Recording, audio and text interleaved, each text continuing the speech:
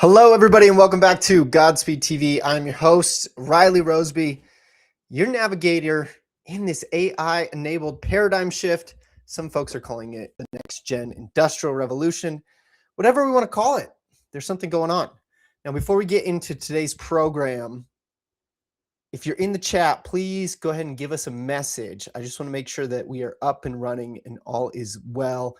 Normally, we have a co-pilot helping me with the tech. Gene is down in Miami with the rest of the group at the Portfolio Accelerator. And so we're flying solo today. So if you could give me a nod, I would greatly appreciate it.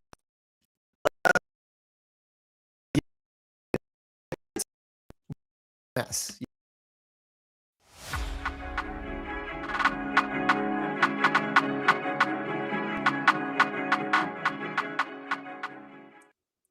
My apologies. I warned you guys. You can't say I didn't warn you, but markets are a bit of a hot mess. This started on Friday. We saw some breakdowns. Yesterday was an ugly day as well. And today, we have kind of a nice Christmas tree here. A lot of green, and it was a bit of a turnaround from, what else? It would be a Trump headline, right? So Trump will not impose February 1st tariffs due to Greenland deal. Knowing that we have a concept of a deal is, I think, the official terminology that's getting thrown around. So welcome to trading with Trump's presidency 2.0, right?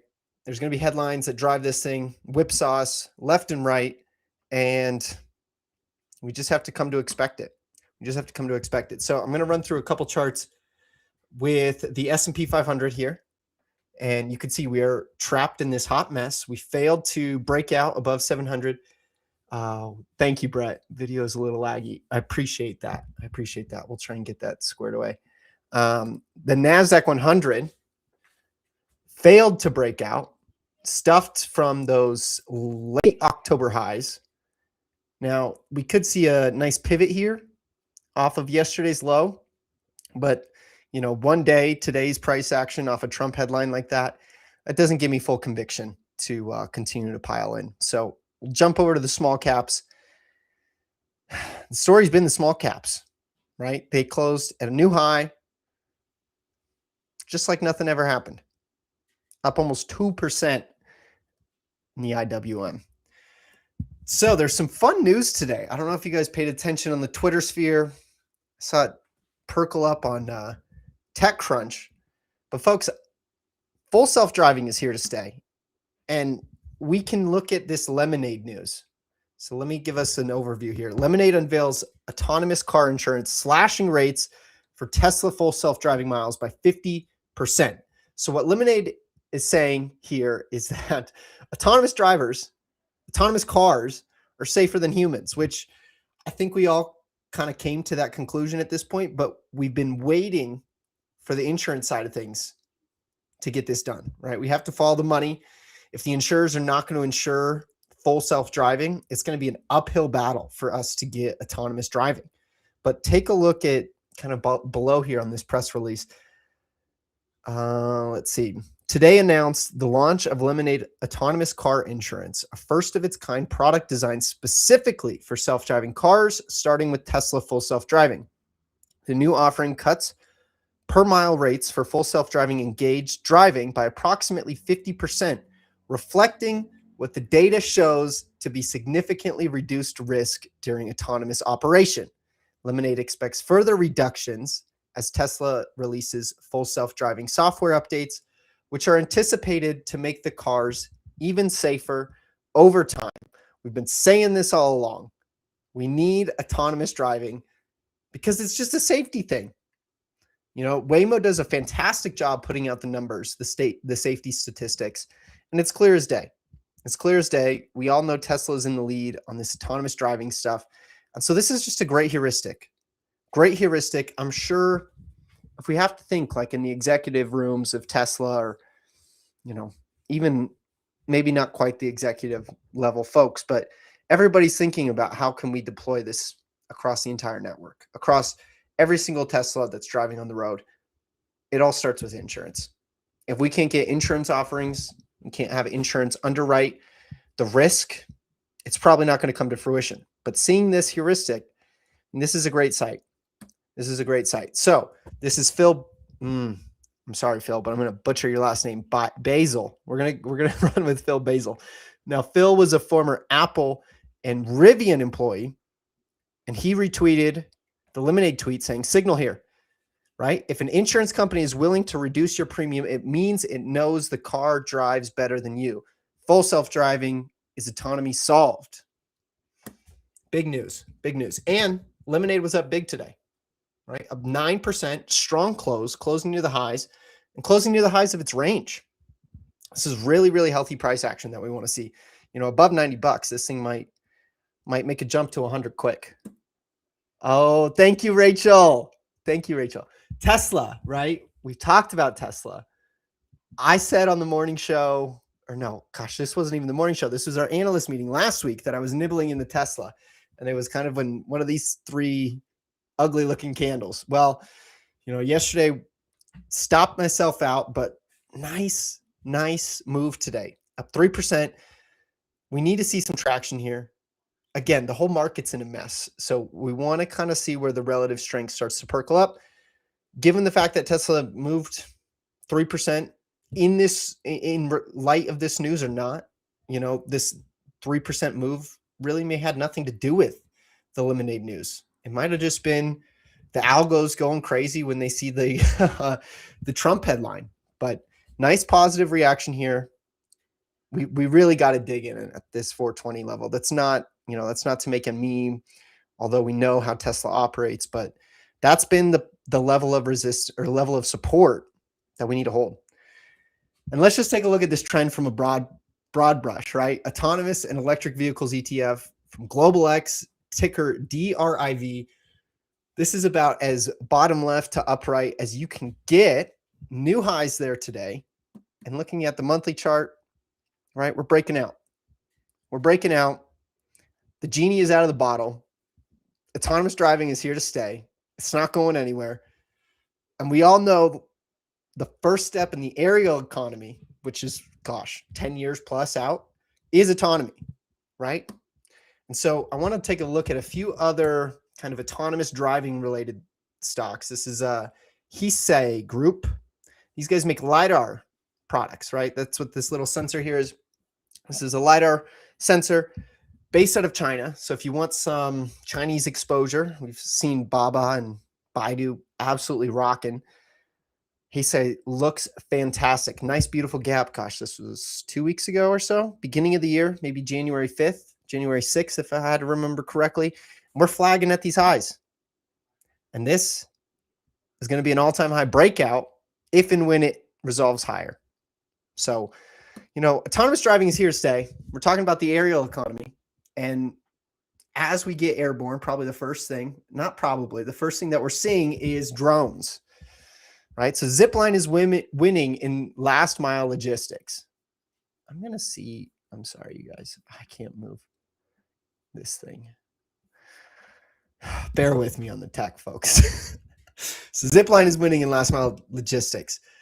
This morning, they put out a press release talking how they cleared 2 million commercial deliveries, raised $600 million at a $7.5 billion valuation, expanding their operations to Houston and Phoenix. And this is crazy. 15% week over week delivery growth for the last 7 months. That is just absurd. And if you take this on an annualized basis, it gets even more silly. 1,400x year-over-year growth annualized. The drones are here. The robots are coming. This is the aerial economy. I want to let's jump. This is from the press release here. We're going to just go ahead and read this together. Since August, Zipline has launched its delivery service to new areas weekly, unlocking thousands of customers every time. Each additional site ramps up faster than the last. Zipline's first location in Dallas took 10 weeks to reach 100 deliveries per day, and new sites reached the same volume in just 2 days. Zipline beat its core Q3 daily delivery volume target by 30%, hit its Q4 target 6 weeks earlier, and continues to accelerate. Customers love Zipline because it gives them time and money back. They can stop wasting time running errands and start saving time for things that truly matter. How about that? So part of how I'm coming up with this whole thesis, you look at technologies that have fundamentally changed behaviors in the past. Amazon 2-day Prime 2-day delivery was that, right? It came out in 2005. I put out a blog post earlier this morning. Go check it out. Godspeed.today is the website. Will be right up there on the homepage. But the 2-day delivery from Amazon really changed everything. It changed everything. Nowadays, right, we have same-day delivery from Amazon, depending on where you're at. If you're near fulfillment centers, depending on traffic is, which is fantastic. But Zipline's talking about 10 to 15-minute delivery here. And based off the growth metrics, the customers love it. The customers love it. The customers want it. And it's going to be another genie in the bottle kind of situation. Once we have drone delivery proliferating, who's going to select to not have a drone deliver whatever they want to order on Amazon, Instagram, TikTok shop, wherever you're buying stuff? Who's going to wait a couple days? You're going to push a button and you're going to see this drone drop in. That's where things are heading. So we are in this is one of the coolest live streams. Wing of Tech. Thank you. Appreciate that you're here joining us. I want to talk about an earnings roundup because earnings season, I know it comes 4 times a year, is my favorite time of year, right? You get new information that comes out. You see institutional investors backing up a stock. It kind of helps filter, the crazy chaos from the real signal. And there's a couple companies I want to circle in on. So we all know aerospace and defense has been hot. Aerospace and defense has been hot. Small caps have been hot. And Park Aerospace fits in both of these buckets. They make advanced composite materials for aircraft, specializing in the hot melt pre-pregs, perfectly coated fiber sheets. These guys are based out of Kansas. This is, I want to say, $400 to $500 million market cap. So it's still a pretty small stock. Doesn't have a ton of volume. Not a lot of attention. There's like no internet coverage whatsoever on this company. And it's turning out making multi-decade highs. So these are the earnings release. Revenue up 20%. They have a nice contract with GE Aerospace, which is reporting earnings tomorrow. And look at that. Raising guidance. Q4 and full year 2026. Never a bad sign when you see a company raise guidance. And last but not least, Park Aerospace plans $50 million manufacturing expansion to double capacity as demand surges. This is not a headline that we see in a recession, right? This is a bull market behavior type headline. And this is a 3-month chart. So each one of these candlesticks represents 3 months. So I guess you would call this a quarterly chart. We are above the anchored VWAP that goes back to the dot-com bubble highs in PKE. Means buyers are in control.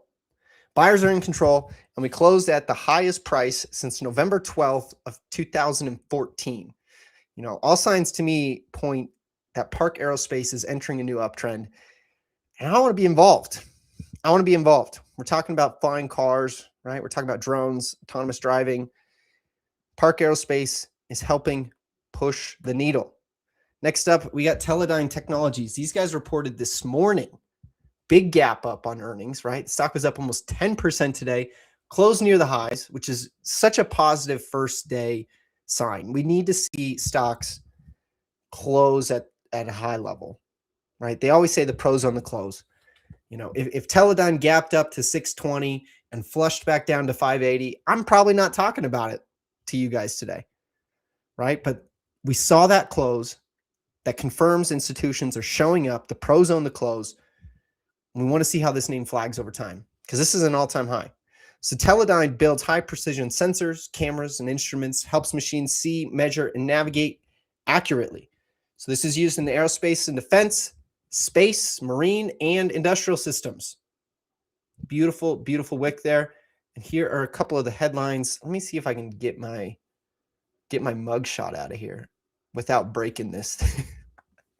without breaking this thing. Oh, how about that? Wonderful. Wonderful. I feel like I'm an old man, but Teledyne projects $6.37 billion revenue for 2026 while advancing unmanned and defense growth. Unmanned, another word for autonomous, right?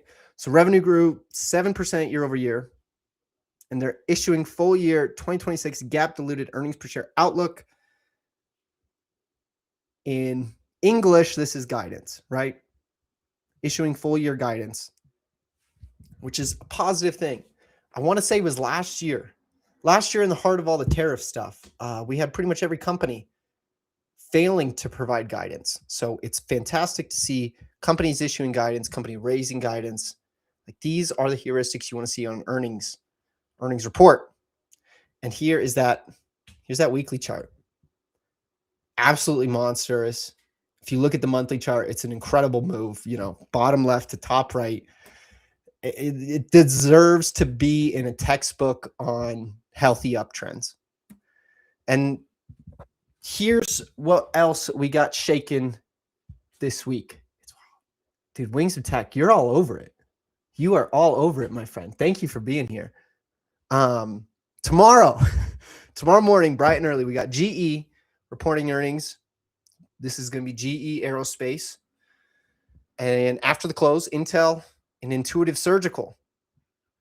These are kind of the big earnings I'm watching. Obviously, I got my own little FinBiz screener set up to where I'm looking through all the earnings and seeing reactions, but these are kind of, top of mind, how I'm thinking about things within autonomous driving, the aerial economy, drones, flying cars, AI, right? It's all kind of working together. Maybe one week, one theme leads, another theme lags, but we've seen a pretty steady trend in how AI is changing the world. I think that's all I got for us today. I did get my minimal phone. I got my minimal phone set up with some service. And so I'll walk you guys through. Oh boy, I lost you now. I'll walk you guys through. Quick little review. I don't want to spend too much time on this thing because it's awesome and it sucks at the same time. Like, as a hardware device, it is not functional. As far as, looking on Instagram, scrolling on TikTok, shoot, even look at that like a Twitter or a Slack or a Trading View. I mean, I got a black and white Kindle display, so like it refreshes all the time and it's kind of clunky. But it's also fantastic because I go back to, this is probably 2013, 2012. Let's say I was in middle school, had an iPod Touch. We started downloading Facebook, start playing all those little games on Facebook, Farmville. There was like some aquarium game.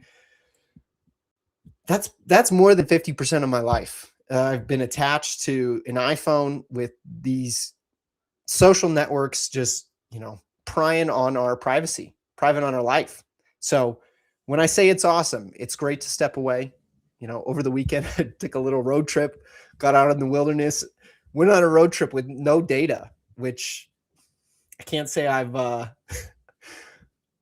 ever done that before. I will certainly do it again, but it's fantastic. All right, Wings of Tech. I'm going to touch on some of your comments before I jump because I appreciate you being here. I was actually really curious about the eVTOL because I've been looking at Discord since its upcoming IPO, and it seems like valuation might be cheaper than some of these hotter names. Could very well be true. How I like to trade is I like to let the stocks print, right? So if we have an IPO, I got to do my best not to get involved day one. I used to trade IPOs quite a bit. There is a system of doing it. You let maybe the first 5 minutes trade. You put a buy stop at the high of the 5-minute candle. If you go through that, that's your buy entry. Slap a stop loss at the low of that 5-minute candle. If it doesn't hold, you're out. But as far as like building a position in an IPO, you gotta let it trade. You gotta let it trade. You gotta see the print. You gotta see, how buyers show up week 2, week 3, week 4. if they show up, I mean, that's green signs to go. It might be getting thrown out just for being social media like Snap has been. Yeah, I mean, we don't need to be controlled by our screens. I appreciate y'all for being here today. Thank you for taking the time. We'll be back next week.